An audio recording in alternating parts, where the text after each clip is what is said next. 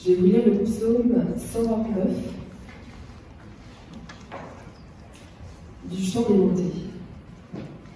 On m'a souvent combattu depuis ma jeunesse. Qu'Israël le dise, on m'a souvent combattu depuis ma jeunesse, mais on ne m'a pas vaincu. Des laboureurs ont labouré mon dos, ils y ont tracé de longs sillons. L'Éternel est juste, il a coupé les cordes de ses méchants. Qu'ils soient couverts de honte et qu'ils reculent tous ceux qui détestent Sion. Qu'ils soient comme l'herbe des toits qui sèchent avant qu'on l'arrache. Le moissonneur ne remplit pas sa main, celui qui lit les gerbes n'en fait pas une brassée, et les passants ne disent pas que la bénédiction de l'Éternel soit sur vous. Nous vous bénissons au nom de l'Éternel. Donc j'ai un quiz pour vous ce soir. Qui peut finir les paroles de cette chanson de Indochine? La vie est belle. Vous connaissez? Et cruelle à la fois. C'est ça. Cette affirmation me semble juste. Un jour, nous ne voyons que des arcs-en-ciel et des licornes. Et un autre jour, nous pensons que le monde va s'écrouler avant le petit-déj. Pour moi, c'est généralement le matin quand je réalise que nous n'avons plus de café. Ou la chanson de Vianney. Les gens, connaissez, sont méchantes. Je sais que tous les gens ne sont pas méchants, de moins pas tout le temps. Mais ça nous arrive à tous parfois. Et pour moi, c'est généralement le jour où je n'ai pas pu boire du café le matin. Le temps et l'authenticité de ce son est l'une de nombreuses raisons pourquoi lesquelles j'aime lire et méditer le son quotidiennement. Il est dur, plein de douleur et de chagrin. C'est transparent, c'est cru, et pourtant plein d'espoir en Dieu. Le psalmiste ici rappelle à Israël non pas ce qu'ils ont accompli, mais ce qu'ils ont survécu ensemble en tant que communauté. Ce sont des paroles de réflexion, un appel à la communauté à prendre courage.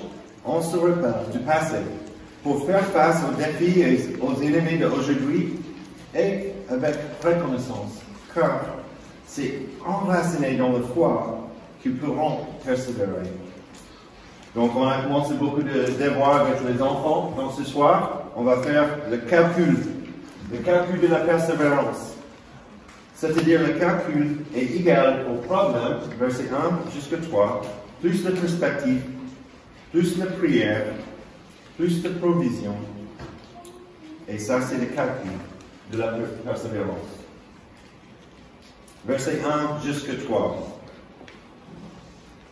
La route de la persévérance est située dans un moment et les circonstances difficiles. Nous ne pouvons pas obtenir la persévérance quand toutes les choses vont bien. Je n'ai jamais entendu quelqu'un qui dit « Ah oui, ça c'est un gars, il a bien appris la persévérance parce qu'il a vécu une vie privilégiée, sans problème, sans souffrance, toutes les choses sont faciles, il a été bien apprécié par ses parents. Je pense que les collègues, il aime aussi, et il a beaucoup de réussite au travail. J'ai jamais entendu quelqu'un qui dit « Ah oui, il a bien appris la persévérance ». Le psalmiste écrit, versets 1 et 2, que la souffrance n'est pas durée un jour seulement, mais depuis sa jeunesse. Des laboureurs ont labouré mon dos, ils y ont tracé de longs sillons. Quelle image difficile à saisir. Le laboureur creuse le seau de l'avant à l'arrière, crée des sillons sur le dos du psalmiste. Il est facile de voir l'image d'un esclave qui travaille dans le champ, ou tout comme les Israélites qui étaient esclaves en Égypte avant leur exode. Mais c'est difficile pour moi de comprendre ces premières lignes. Même si ma famille n'était pas riche, mon père était un pasteur, ma mère enseignant, j'ai vécu une vie privilégiée. ces dernières semaines, j'ai réfléchi à qui sont les ennemis d'aujourd'hui ou du passé et la façon de Dieu, comment Dieu m'a délivré de eux. Mais il y a très peu d'individus ou de groupes de personnes qui me viennent à l'esprit. Cependant, cela m'a fait penser à ceux qui ont grandi peut-être dans un foyer où leur ennemi était peut-être le parent qui la battait ou la maltraitait. Un jeune que je côtoyais lorsque j'ai travaillé dans une église pendant mes études universitaires, c'était difficile pour lui pour comprendre un Dieu qui est son Père. Parce que pour lui, son propre père était méchant et abusif envers lui. Et pour certains, c'était peut-être un autre membre de la famille. Pour d'autres, malheureusement, le prêtre ou le pasteur. Je pense aussi à mes frères qui, à cause de leur couleur de la peau, ont souvent été injustement accusés de beaucoup de choses. Cela m'a fait penser à une connaissance ici à Croix-Rousse qui, en fait, il a utilisé le nom de sa femme pour demander une appartement parce que son nom africain ne recevait pas la même réponse positive. Je pense aussi aux communautés juives qui ont perdu beaucoup de terres et beaucoup de propriétés pendant la Deuxième Guerre mondiale. Personnellement, la principale chose que j'ai dû persévérer physiquement a été une forme d'épilepsie lorsque j'étais plus jeune. Donc j'ai trouvé quelques photos quand j'étais aux États-Unis. Voilà, regarde ces bougasses. Je me souviens que je me sentais normal à l'extérieur. Et j'aimais bien faire le sport. Mais furieux à l'intérieur, car ce problème m'empêchait d'exceller dans le sport comme je le désirais. Je croyais en Jésus, mais j'étais en colère contre lui. Pourquoi Dieu permettra que cela m'arrive dans ma vie, alors qu'il y en avait d'autres qui n'étaient pas chrétiens, qui semblaient mieux réussis dans le sport et dans la vie? Et je pense que j'ai fait la même chose aujourd'hui. Pourquoi lui? Pourquoi elle? Pourquoi moi? Pourquoi pas moi? La plupart des personnes que je connais et que je respecte en tant que croyants chrétiens matures ont tout lutté pour surmonter un événement majeur dans leur vie. Certains luttent même quotidiennement, chaque jour pour sortir de lit le matin à cause de la difficile de maladies chroniques. Ce monde peut nous blesser émotionnellement, physiquement, relationnellement, financièrement, spirituellement. Mais si nous voulons apprendre la persévérance, nous devons apprendre à faire face aux problèmes, aux situations, aux difficultés de notre vie à la lumière de Dieu. Et pour moi, personnellement, ce n'est que presque 10 ans après, plus tard, que j'ai complètement accepté la situation et que j'ai pu voir comment Dieu m'avait appris la persévérance, en me privant de ce que je désirais si profondément. Verset 4. Les problèmes plus la perspective. Regardez à nouveau ce verset 3 et l'image d'Israël. Les ennemis attelant le but et laborant en creusant de l'ancien dans le dos d'Israël, dans le peau, la chair, l'avant à l'arrière, le sang, la sueur, les larmes, la cruauté de tout cela. Pourriez-vous imaginer? Puis, soudain, plus de souffrance. Le bœuf se déplace encore. Les laboureurs donnent encore des ordres, mais le charrue ne fonctionne pas. Pourquoi? Parce que les cordes ont été coupées. Le semi-spadu récit de la vie difficile a la description directe de la justice de Dieu. Il place Dieu au centre et en contrôle total de la situation de Dieu. Car Dieu, dans sa puissance, a coupé les cordes. Me rappeler que Dieu et juste, même au milieu de la souffrance, n'est pas ma première réaction ou mon premier réflexe. Et pour vous? Quand quelqu'un est méchant avec nous, nous nous vengeons ou nous lui en voulons. Nous allons parler avec nos amis peut-être les plus proches et demandons la prière. Nous devenons juges et partis. Nous nous en prenons à nos collègues, parfois à nos conjoints, et nous nous assurons qu'ils savent qu'ils avaient tort et que nous avions raison. Nous gardons le silence et nous nous laissons aller à la amertume et à la colère. Cet été, nous avons eu pour la première fois l'occasion en famille de faire une excursion en kayak dans les collines entre Passy et Marseille. Et c'était top, c'était chouette. Nos guides, Renaud et Guillaume, c'est des jumeaux, nous ont expliqué comment pagayer et comment tourner. Mais une mises en garde m'a frappé. Renaud nous a dit, si vous vous concentrez trop sur ce qui est à droite, votre droite, à droite ou à gauche, vous commencerez à vous déplacer dans la direction opposée. Soyez attentifs et regardez ce qui se trouve devant vous.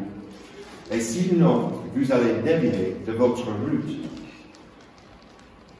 Lorsque notre boussole, au milieu des épreuves, devient la situation à gauche ou à droite, plus que de celle de Dieu souverain, au-dessus ou devant nous échouons. La justice biblique recherche toujours Dieu comme premier responsable et est enraciné dans la Bible et la vie, la mort et la résurrection de Jésus. Bien sûr, cela signifie que nous aidons les autres dans les besoins. Bien sûr, cela signifie que là où il y a des injustices, nous essayons de les réparer. Bien sûr, cela signifie qu'il y a des injustices systémiques dans nos institutions auxquelles il faut pallier. Mais quand ces choses deviennent le centre de tout ce qu'on fait, de toutes nos préoccupations, en tant qu'Église ou en tant que chrétien, nous perdons le cap et nous égarons. Bon, c'est pas dans mes notes.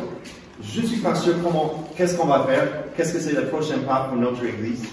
Je sais qu'il y a des besoins dans notre quartier, je sais qu'il y a des réfugiés, je sais qu'il y a des sans-abri dans l'école avec nos enfants. Je ne sais pas le prochain pas, mais je sais qu'il y a des besoins et on a besoin de prendre le prochain pas pour notre Église dans l'avenir.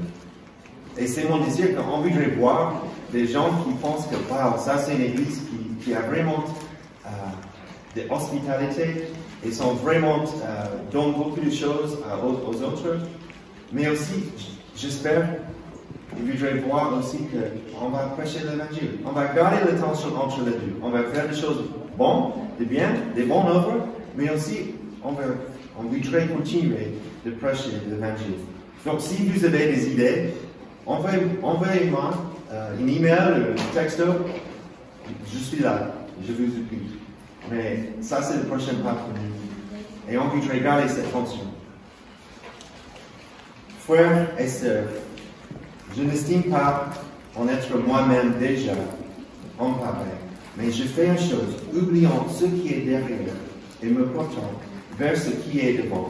Je cours vers le but pour remporter le prix de l'appel céleste de Dieu en Jésus-Christ.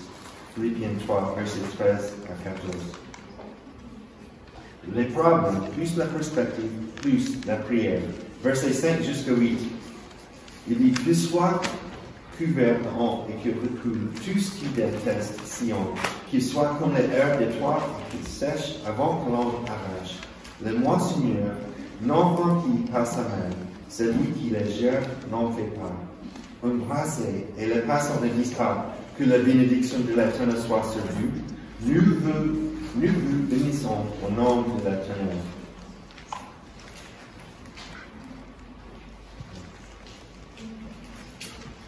Soyons clairs, ce n'est pas une prière de bénédiction, comme cela que nous avons à la fin de notre célébration. C'est le contraire d'une prière de bénédiction. Sion est la ville de notre Dieu. Le psaume 87 nous dit que c'est le Très-Haut qui l'a fondé. Dès lors, les ennemis de Sion sont également des ennemis de Dieu. Les ennemis ne choisissent pas seulement la voie de l'âme, qui est disputrice pour l'homme,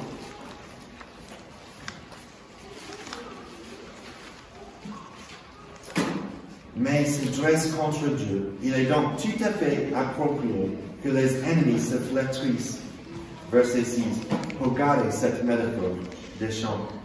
Cette image s'applique également à tout homme qui s'oppose à la parole de Dieu. Il semble que le dessein de Dieu et son peuple se font piétiner, labourer, mais en réalité, les cordes de la charrue ont été coupés il y a déjà longtemps. Ceux qui pensent qu'ils peuvent récolter quoi que ce soit avec la manière de faire se trompent. Ils ne récolteront rien. C'est des mots durs, n'est-ce pas? Ce que j'admire, c'est la non-neutralité de psaume. Le psalmiste ne hausse pas les eaux et dit « Ah mince, laisse tomber pour demain ». Il ne cherche pas des excuses à ses ennemis non plus. Il n'est pas indifférent. Il est plus comme un parent qui crie sur son enfant qui commence à traverser sans regarder dans une route. La couleur de parent est enracinée dans l'amour, car le parent se soucie de l'enfant et ne veut pas qu'il soit blessé ou ce que l'autre lui fasse de mal. Ce que Dieu attend de nous, c'est un cœur qui le cherche, non pas parce que nous sommes parfaits, mais parce que nous courons vers lui pendant les bons et les mauvais moments, les beaux et les laids. C'est grâce à notre relation authentique avec lui et avec l'aide de la communauté que nous pouvons persévérer. Des sociologues ont récemment étudié l'habitude de noter toutes les pensées que nous passons par l'esprit, sans y réfléchir. Les pensées non filtrées, on peut dire, un peu comme le psalmiste. Ce n'est que lorsque nous traitons ce que nous pensons et que nous nous rappelons l'histoire de Dieu dans notre vie que nous pouvons nous assurer que nous pagayons dans la bonne direction. Nous pouvons nous assurer que nous n'essayons pas d'accrocher la corde à la charrue pour l'ennemi lui-même, afin qu'il puisse nous voler notre victoire en Jésus. Normalement, à quelle situation est-ce qu'il lui accrocher le corde que Dieu a déjà coupé?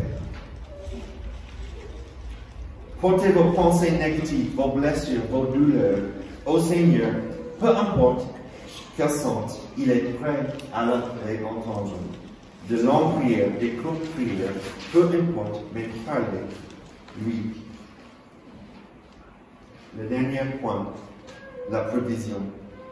Ce psaume nous rappelle également que tout comme Dieu a compté les cordes qui lient les charrues au bout, Jésus a coupé tout lien avec le jugement grâce à sa vie, sa mort et sa résurrection, pour tous ceux qui croient en lui aujourd'hui. Ésaïe a prophétisé dans l'Ancien Testament ce qui devait arriver à Jésus. Regardez, j'ai présenté mon dos à ceux qui me frappaient et mes joues à ceux qui m'arrachaient la barbe. Je n'ai pas caché mon visage aux insultes et aux crachats. Ésaïe 56. Mais lui, il était blessé à cause de nos transgressions, brisé à cause de nos fautes. La punition qui nous donne la paix est tombée sur lui, et c'est par ses blessures que nous sommes guéris. Isaïe 53, verset 11. Par sa connaissance, mon serviteur juste procurera la justice à beaucoup d'hommes. C'est lui qui portera leur faute. Donc le Nouveau Testament a montré l'accomplissement de toutes ces prophéties en Christ et appelle à l'Église à suivre le pas de Jésus, tout comme les apôtres ont fait avec joie.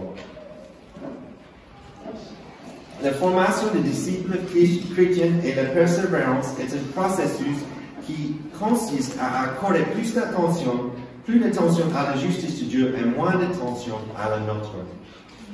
Trouver le sens de notre vie, non seulement en sondant nos humeurs, nos motivations, notre sens moral, mais en croyant en la volonté et le dessein de Dieu, en nous souvenant de la fidélité de Dieu. Pourquoi êtes-vous reconnaissant aujourd'hui, par exemple, physiquement, spirituellement, dans sa création et dans vos relations? La nuit où Jésus a été trahi, il s'est assis avec ses disciples dans la chambre haute, il a pris un pain, l'a rompu et il expliquait que c'était son corps qui leur était donné. Il a ensuite pris une coupe de vin, il a partagé en disant que c'était son sang qui était versé pour eux. Il leur a dit, faites ces choses en mémoire de moi. C'est pour ça que tous les dimanches, nous répétons ce que Dieu a fait par l'intermédiaire de Jésus. Parce que Dieu est juste. Nous avions besoin d'un sacrifice parfait par nos péchés, comme nous avions été séparés d'un Dieu parfait à cause de nos péchés. Jésus est mort sur la croix, puis est ressuscité. Il a vaincu le péché et la mort pour notre salut, une fois pour toutes.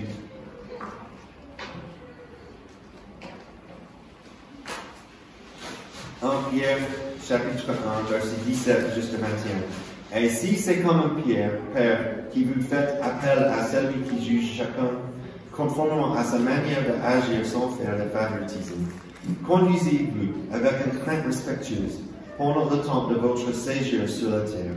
Vous le savez en effet, ce n'est pas par des choses corruptibles comme l'argent ou l'or que vous avez été rachetés de la manière de vivre dépourvue de sens, que vous avez transmise vos ancêtres, mais par le sang précieux de Christ, qui s'est sacrifié comme un agneau sans défaut et sans tache, prédestiné avant la création du monde. Il a été révélé dans les derniers temps à cause de vous. Par lui, vous croyez en Dieu, qui l'a ressuscité et lui a donné la gloire, de sorte que votre foi et votre espérance reposent sur Dieu. La mort n'a plus d'aiguillon. La charrue ne peut plus bouger parce que les chaînes de notre péché ont été cassées. Ainsi, nous venons à la table et en reconnaissance que si nous avons confessé nos péchés et que nous croyons que Jésus-Christ est Seigneur, nous sommes sauvés et vraiment réconciliés avec lui. Ce que Dieu a commencé en moi et en vous, à la grâce que nous avons reçue le jour de notre salut, nous transformons aujourd'hui par son Saint-Esprit. Nous pouvons avoir confiance que sa grâce et son Esprit Saint nous garderont jusqu'au retour de Jésus et que nous, l'Église, nous persévérerons. Amen.